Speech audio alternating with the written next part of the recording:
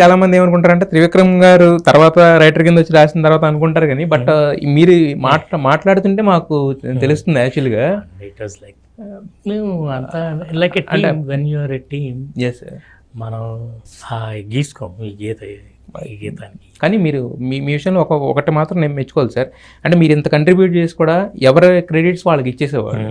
అంటే అక్కడే మనకి తేడాలు వస్తుంటే చూసిన ఉదంతాలు కూడా ఉన్నాయి. బట్ మీరు ఇంత కంట్రిబ్యూట్ చేసి కూడా మాటలు రాసింది అర్థం కాబట్టి అతనికి ఇచ్చేయడం అనేది మాత్రం ఒక అట్లాగే అంటే తల్లి సరస్వతి అండి. అండ్ యూనో దీనికి ఒక్కొక్కసారి చాలా చిన్న విషయాలు మనం పట్టించుకొని ఎవరో చెప్తారు. నాకు సినిమా మీద ఉన్న రెస్పెక్ట్తో మన్మధుడు సినిమా సార్ ఫైనల్ మిక్స్ జరుగుతుంది. ఇంజనీర్ ఉన్నాడు, ఆయన సినిమా అంతా చూసి డైరెక్టర్ చిన్న నేను గమనించాను తప్పు చెప్పొచ్చా, అయ్యో ప్లీజ్ వెల్కమ్. సోనాలి బింద్రే గారు అక్కడ వెళ్ళినప్పుడు అడిగితే నాకు కాఫీ నాకు ఇష్టం లేదని చెప్తారు. నాగార్జున గారు కాఫీ సోనాలి కదా ఈ అమ్మాయి నాకు కాఫీ ఇష్టం లేదని చెప్తారు. కానీ ఫస్ట్ సీన్లో కాఫీ వచ్చినప్పుడు సార్ కాఫీ అని వాడు తెచ్చిస్తాడు పక్కన, ఈయన తీసుకుంటారు. చాలా అది మైన్యూట్ డీటెయిలింగ్ అనమాట. నేను అన్నీ చాలా జాగ్రత్తగా ప్రిపేర్ చేసుకున్నాను, ఎక్కడో ఓవర్లుక్ చేశాను. I'm human, I can be wrong. And అంటే as a human being you have the right to be wrong. You know అప్పుడు థ్యాంక్స్ అని చెప్పి అతనికి షేక్ హ్యాండ్ ఇచ్చి వెంటనే ఏం చేశాను, దాన్ని కరెక్ట్ చేయడానికి మళ్ళీ షూటింగ్ ఏం చేయలేదు. సార్ ఆ కాఫీ మ్యూట్ చేశాను. సార్ వచ్చింది ఏదో ఒకటి దాంట్లో ఏదైనా వచ్చేది థ్యాంక్ యూ అని తీసుకుంటాను. సో మళ్ళీ కరెక్ట్ చిన్న విషయం అని చెప్పాడు. అట్లా ఎవరు ఏం కాంట్రిబ్యూట్ చేసినా వాళ్ళ క్రెడిట్ వాళ్ళకి ఇచ్చేస్తే మనకెంతో హాయిగా ఉంటుంది. అయితే చాలామంది ప్రేక్షకులకు అపోహ ఉంది, అది అపోహ అని నాకు తెలుసు, సినిమా ఇండస్ట్రీలోనే చాలామంది తెలుసు. బట్ బయట వాళ్ళ కోసం ఇంకొకసారి నేను అడుగుతాను సార్, త్రివిక్రమ్ గారికి మీకున్న బాండింగ్ అనేది చాలామంది చెప్తారు నాకు, అంటే ఒక గురు శిష్యుల కన్నా మించిన బాండింగ్, ఒక ఫ్యామిలీ మెంబర్స్ని మించిన బాండింగ్ అని నాకు చాలామంది చెప్పారు. ఈవెన్ అంటే నాకు చెప్పిన వాళ్ళు సార్, అంటే స్రవంతి రవికిషోర్ గారు కాంపౌండ్ అక్కడ చూసిన వాళ్ళు నాకు, నేను వాళ్ళ దగ్గరగా తిరిగిన మనిషిని కాబట్టి చెప్పారు. బట్ చాలామందికి మీరు వీడియో ఎలా అనుకుంటారు కదా సార్, అసలు అంటే అలాంటి విన్నప్పుడు ఎలా అనిపిస్తుంది, నవ్వుకుని ఊరుకుంటారా? అంతే నవ్వుకుని ఊరు. మేము వీఆర్ బేసికలీ ఫ్రెండ్స్. అంతే ఫ్రెండ్స్.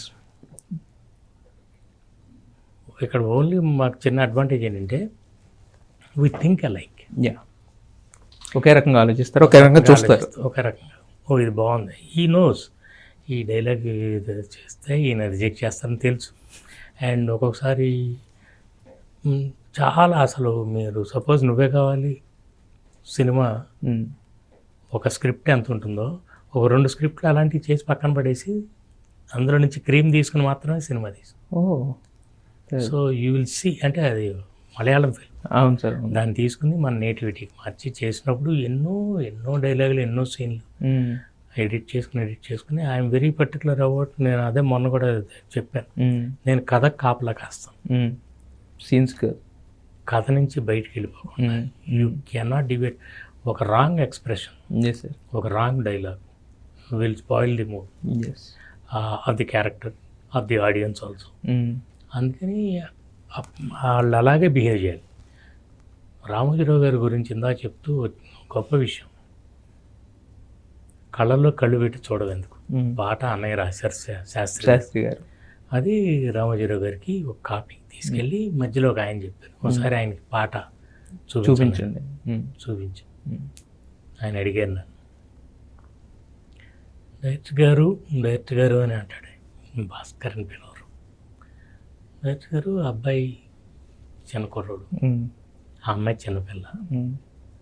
ఇక్కడ రాసిన లైన్ ఏంటి, గాలిపటం గగనానిదా ఎగరేసే ఈ నేలదా, అవును, నా హృదయం నీ చెలిమిదా ముడివేసే ఇంకొకరిదా. వాళ్ళకి ఆయన సెల్యూట్ చేశాను. ఆ పాట వాళ్ళు పాడరు సార్, నేను పాడతాను. It's background. అవును. సో అందుకని వాళ్ళ లిప్ ఉండదు, వాళ్ళ పరిస్థితిని డైరెక్టర్ చెప్తున్నాను. ఆ పాట నేనే తీశాను సార్, దాని కొరియోగ్రఫీ, ఆ సీన్స్ అవన్నీ. అట్లా నా ప్రతి సినిమాలో బ్యాక్గ్రౌండ్ సాంగ్ నేనే చేస్తాను. ఓ మల్లీశ్వర్లో కూడా అంతే. Nice sir. సో అట్లా ప్రతి దాంట్లో ఒక అంటే ఫీలింగ్ ఉన్న చోట ఎస్ సార్. బ్యాక్గ్రౌండ్ సాంగ్ ఉంటే అది మీరే నేనే చేస్తాను, షూట్ చేస్తాను. ఇప్పుడు ఉషాపర్ణలో కూడా అలాంటి సాంగ్ ఉందా సార్? ఉంది. యాక్చువల్లీ ఉంది అలాంటి సాంగ్ ఉంది. అట్లా it's my hobby. A sir. అయితే ఉషాపరిణయం విషయానికి వస్తే సార్, అంటే ఇప్పుడు మీరు అన్నారు ఒక కథని దాటి నేను కథను దాటి బయటికి వెళ్ళను, బౌండెడ్ స్క్రిప్ట్ వెళ్తా అని చెప్పి. అంటే ఉషాపరిణయం చూస్తుంటే మాకు అర్థమవుతుంది వాట్ ఈస్ ద స్టోరీ అనేది. మీకు అంటే స్ట్రైకింగ్గా ఇది ఖచ్చితంగా ఒక జిలేబీ లాంటి సినిమా తర్వాత డిసప్పాయింట్ అయ్యాము, మనం ఖచ్చితంగా ఈ సినిమాతో హిట్ కొట్టగలం అనే కాన్ఫిడెంట్ ఇచ్చిన ఎలిమెంట్ ఏంటి సార్ ఉషాపరిణయంలో మీకు? అంటే ఇది full meals. Jalebi only humour, only సరదా, వేరే ఎటువంటి ఎమోషన్. ఒక రాత్రి జరిగింది, ఇన్స్టెంట్గా అప్పటికప్పుడు జరిగింది. సో అందుకని వేరే ఎమోషన్ పెట్టే ఛాన్స్ లేదు. I'm always true to the soul of the story. దాన్ని మనం మార్చకూడదు. ఫస్ట్ వాళ్ళు ఏదో అనుకుని నా కొడుకుని అడిగారు, నలుగురు క్యారెక్టర్లో ఒక లీడ్ క్యారెక్టర్ ఒకటే. తర్వాత వాడి ద్వారా నన్ను అప్రోచ్ చేస్తే బాగుంటుందని. ఇక వాడు కూడా డాడీ మీరు చేస్తే బాగుంటుందని. ఇదేమో మరి మన kind of full meal cinema కాదు, అందులో ఎమోషన్స్ లేవు, అందులో ఓన్లీ హ్యూమర్ ఉంది, సరదాగా ఉంది ఖచ్చితంగా, డెఫినెట్లీ. ఇక కొంచెం ఆలోచించి టైం తీసుకుని అవి ఒప్పుకున్నాను, చేసాము. I'm very proud of the film. బ్రహ్మాండంగా చేసింది. దాన్ని హ్యూమర్ అంతా కొంచెం మార్చేసి ప్రాపర్గా చేసాం. కానీ అది ఆడియన్స్ వాళ్ళ దగ్గరికి సరిగ్గా తీసుకెళ్ళలేకపోయింది, ఏదో సంథింగ్ జరిగింది.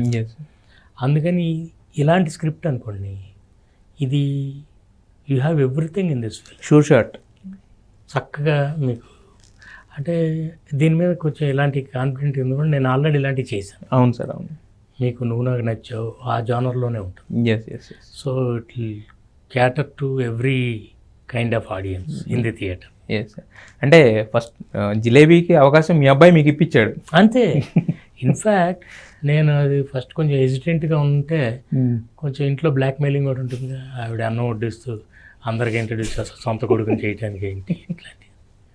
ఇలా చూసి సరే ఓకే సార్ మీరు చెప్తే నంబర్ నాకు మళ్ళీ నువ్వు నాకు నచ్చావు మన చూస్తున్న ఫీలింగ్ వస్తుంది నాకు. అది చిన్న చిన్న ఎగ్జాంపుల్స్ మీరు చెప్తా ఉండే సార్. సో ఆ విధంగా మీరు అలా చాలా ఎంజాయ్ చేస్తూ చేశాను. అండ్ చాలా బాగుంటుంది సినిమా కూడా, చాలా అంటే టైట్గా ఉంటుంది. టైట్గా ఉంటుంది కానీ అది మేము ఆడియన్స్ దగ్గరికి సరిగ్గా తీసుకెళ్ళాము. సరే, అయితే నువ్వు నాకు నచ్చావు అనేది మీరు ఇప్పుడు ఇంతకుముందే చెప్పాను, నువ్వు నాకు నచ్చావు లాంటి ఫిల్మే అని చెప్పి. నువ్వు నాకు నచ్చావు అనేది అప్పటి వరకు వెంకటేష్ గారు కామెడీ టైమింగ్ ఒక రకం, నువ్వు నాకు నచ్చావు నుంచి వేరే రకంలోకి మార్చి ఇంటెన్షనల్గా మార్చాము. అదే ఆయన సినిమాలన్నీ చూసి ఇలా చేస్తున్నారు. అసలు ట్రాక్ అనేది తీసి పక్కన పెట్టి కామెడీ ట్రాక్ సెపరేట్గా ఉండకూడదు, కామెడీ క్యారెక్టర్లోనే ఉండాలి. క్యారెక్టర్ ఉండాలి కొంచెం అంటే అందుకనే మీకు సహజంగా ఎందుకు అనిపిస్తుందంటే ఏది ఫోర్స్ చేసినట్టు ఉండదు, జస్ట్ అలా సరదాగా జరిగిపోతుంది అనమాట. ఆ ఇంట్లో పనిచేసేవాడు బంతి, వాడు కొంచెం ఎవరైనా ఒక ఇంట్లో కొంచెం పెద్దవాళ్ళ ఇంట్లో ఉన్నప్పుడు పొగరగా ఉంటాడు. అలా ఈయన వస్తే డామినేట్ చేయడం ట్రై చేస్తుంటాడు, ఈయన తిరిగి డామినేట్ చేయడం అన్ని చాలా సహజంగా ఉంటాయి. And the beauty of Venkatesh గారి character is he is always himself.